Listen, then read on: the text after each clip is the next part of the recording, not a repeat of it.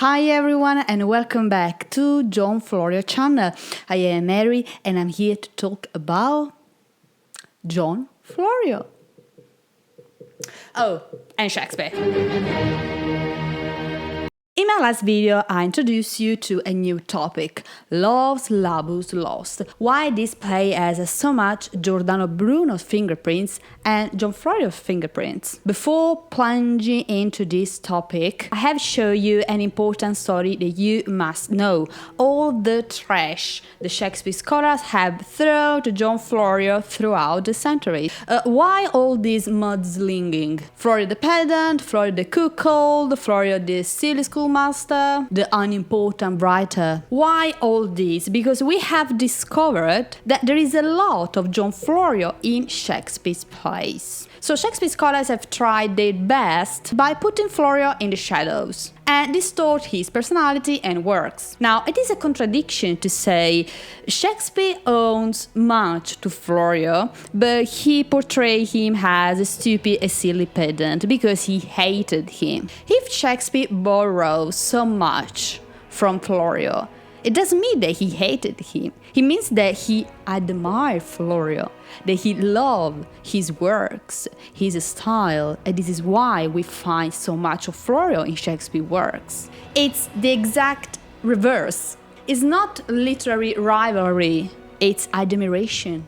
I see this relationship of Florio and Shakespeare as a challenging, creative exchange of opinion between two great writers, pretty much like Lennon and McCartney, Wozniak and Jobs. We know that throughout history, partners have supported each other to better work, though often one member is less known than the other. For example, Warren Buffett and Charlie Munger, Vincent and Theo van Gogh. So if Shakespeare takes so much from Florio, it's not rivalry, it's admiration, it's fruitful, creative, powerful collaboration. Now, the real question is, when Shakespeare scholars say there is a lot of Florio's fingerprints in Shakespeare works, what do they mean? I have briefly mentioned that Shakespeare used all Florio's works. His dialogues, he read his dictionary, his Montaigne, and they also had similar writing style. They use the same proverbs, they created words in the same way. They are both outstanding linguists who contributed to English language with many new words that we still use nowadays. But let's go into deep, shall we? Welcome to Florio and Shakespeare, a comparison. Let's see how these two authors write and all the similarities between Shakespeare and Florio that cause some Shakespeare scholars to destroy Florio's legacy. Are you ready? Before we start, if you are new here, don't forget to subscribe. And now, let's start with fruits. First fruits and second fruits are bilingual language lessons manuals. Florio wrote two of these works, one published in 1578 and the other published in 1591. How are these dialogues structured? They are essentially dramatic dialogues. He wrote lively, entertaining dialogues. Many of them are borrowed and translated from his favorite authors, Ovid, Plutarch, Commedia dell'arte, Boccaccio, Ariosto. He used his outstanding knowledge, mostly in Italian literature, to translate and readapt those plots in English. For this reason, for the topics discussed in his works, poetry, women, love, theatre, Florio's works are considered literary works, very close to real dramatic dialogues. And some of these dialogues we find later in Shakespeare's plays. First of all, the teaching word. There is a lot about teaching and learning and the relationship between schoolmaster and student in Shakespeare's plays. Many characters are schoolmaster or students learning English or French, making fritters of English as the schoolmaster and merry wives of Windsor. There are many dynamics of teaching and learning in his plays. So there is a first connection between Shakespeare and Florio as two authors who write about learning, teaching, teaching. There is also a legend that claims that probably Shakespeare was a schoolmaster before becoming a dramatist. There are also many dynamics of foreign people trying to learn languages, comic devices on mistakes and misinterpretation on the language and words. In Henry V, for example, we have a dialogue in French between Alice and Catherine. Faut que j'apprenne à parler. Comment appelez-vous la main en anglais? La main, elle est appelée de hand. De un.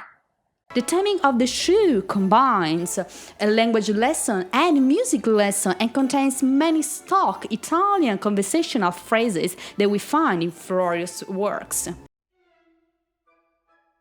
Valentine discusses his lady with speed, and he shows all the signs of love and feels the need of talking it over with his witty servant.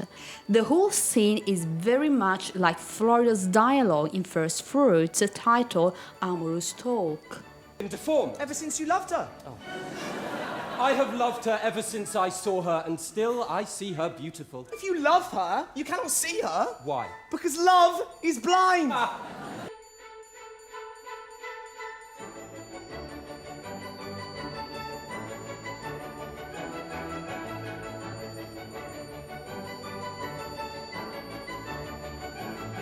Chapter 17 of First Fruit, To Talk in the Dark, recalls the atmosphere of Hamlet. What hour now? I think it lacks of 12. No, it is struck. Indeed. I heard it not.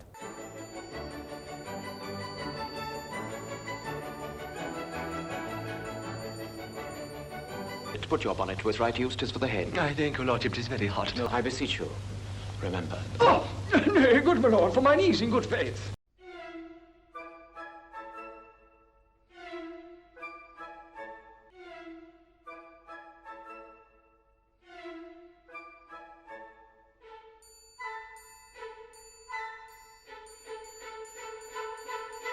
Florio Shakespeare also used the same comic devices and witty sayings. Now I'm going to ask you a question. If you don't know the answer, you tell me. Ask the question.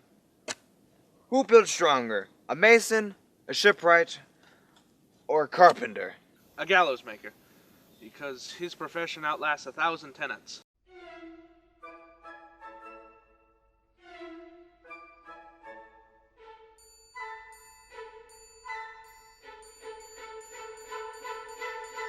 Also, sometimes Shakespeare and Florio begins their dialogues in the same way.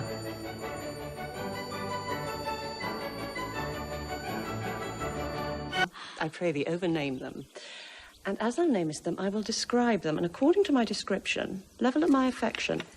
Both Florio and Shakespeare also wrote anti-feminist dialogues in their works. To say, sir. Oh, come on, come on! Oh, you are pictures out of door. Bells in your parlours, wildcats in your kitchens, saints in your injuries, devils being offended, players in your housewifery, and housewives in your beds. Oh.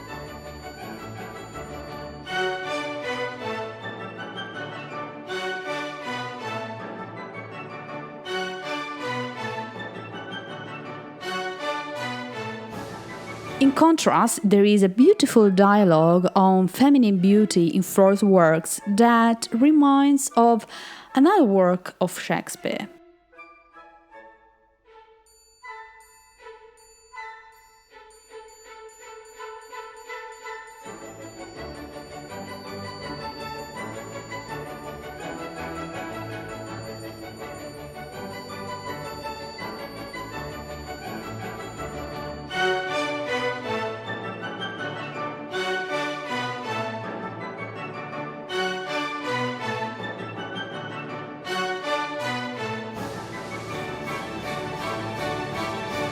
Florio Shakespeare also kind of wrote similar dedication to the Earl of Southampton.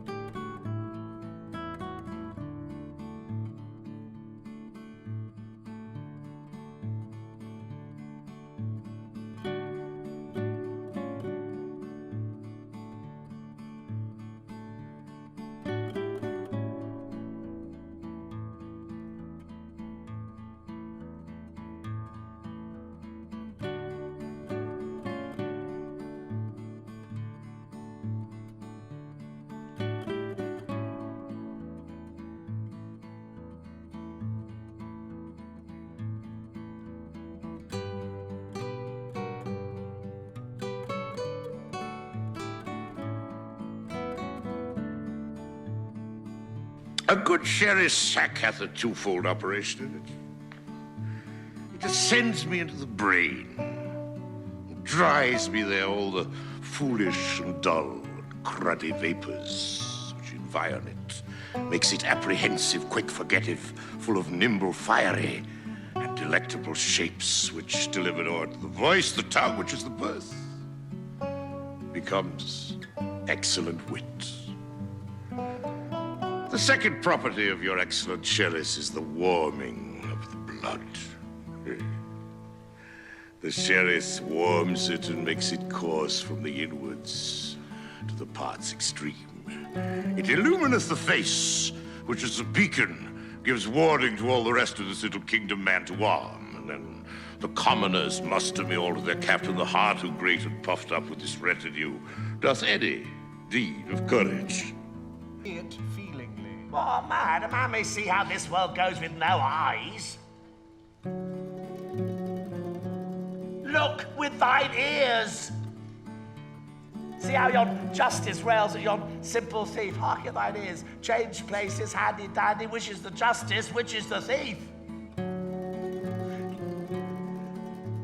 Now seen a farmer's dog bark at a beggar? Aye, sir. And the beggar run from the cur. There thou mightst behold the great image of authority, and dogs obeyed in office. Thou rascal beetle, hold thy bloody hand. Why dost thou lash that whore? Strip thine own back. Thou hotly lust to use her in that kind for which thou whipst her. The usurer hangs the customer. Through tattered clothes great vices do appear. Robes and furred gowns hide all. Both Florio and Shakespeare also love proverbs, and they use proverbs in their works. Let's make some examples.